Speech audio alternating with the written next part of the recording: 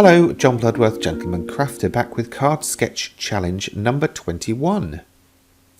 I will be using the Julie Hickey Designs foilables again for this particular layout, and some fab foil, rose gold, from Wow embossing powders. Now I've got quite a bit to foil here, but I can still do it all in one, just by positioning the foil on top of the die cuts, sandwiching it between copy paper, or a folded piece of copy paper, and running it through my heated laminator. Nothing more than that, no super special tools, just the knack of getting it in the right place in the laminator, which I seem to be having a problem with.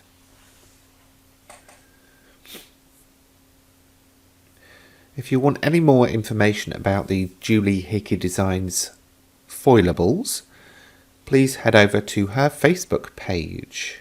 I will leave links in all of the usual places, but these are handy little embellishments to have in your collection. Even if you don't foil them, you can colour them, ink them.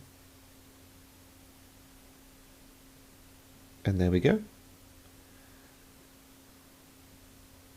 That's a contact foil that I've been using for this one, so you can see how quite fine and precise it actually gets, because it doesn't have any glue on the actual foil itself. It relies on the toner to grab the foil.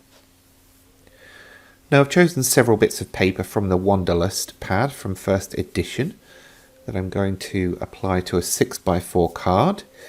If you want any of the other measurements, please feel free to hop along to my website, gentlemancrafter.com. Hopping is not compulsory. You can, of course, just type. There you'll find basically a printable, downloadable printable sheet with the measurements, with the picture of this card. So you can print it, stick it in a folder, put your card in that folder as well perhaps, or even take a photo of your card and stick it next to the sheet. That way you've got two ideas ready to go for whenever those mojo missing in action moments happen. What was that phrase? Mojo no go. Yeah. I've had a few of those recently.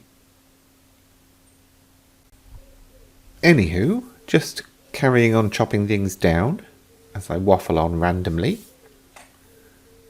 And I'm basically ending up with a bunch of strips that I can add to the card front as well. So I'm just grabbing the tweezers and the bookbinding glue, and this will apply the first layer to the card. It's a very fine border, so I take my time making sure it's properly aligned.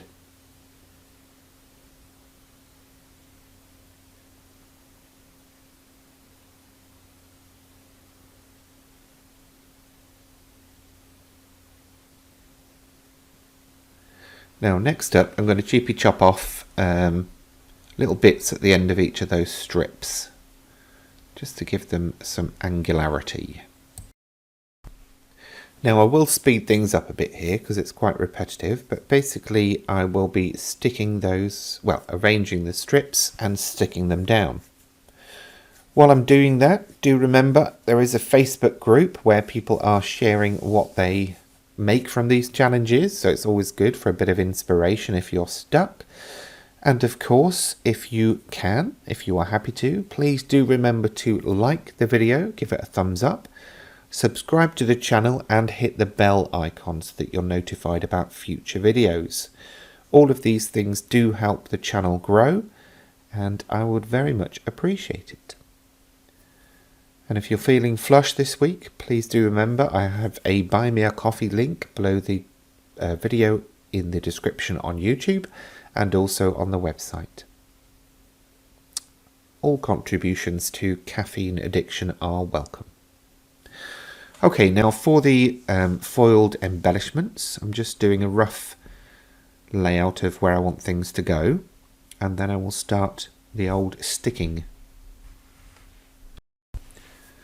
As you know, I do like to fiddle about with my card making, so just being able to get on with it would be a good thing for me. I'm probably sure you've shouted that at the screen before, just get on with it. But anyway, I am. Okay, and the sentiment and flower, I'm just really working out where they're going to go. Bit of glue to stick those down. Leaf. And then finally sentiment. I quite like putting the sentiment in the centre of these bouquets, as it really does sort of draw your eye into it. And then that last little flower I didn't bother with. Chuck. Anyway, that's it for this one. I hope you've enjoyed it. Please feel free to list any questions, comments or thoughts below the video. In the meantime, thank you for watching.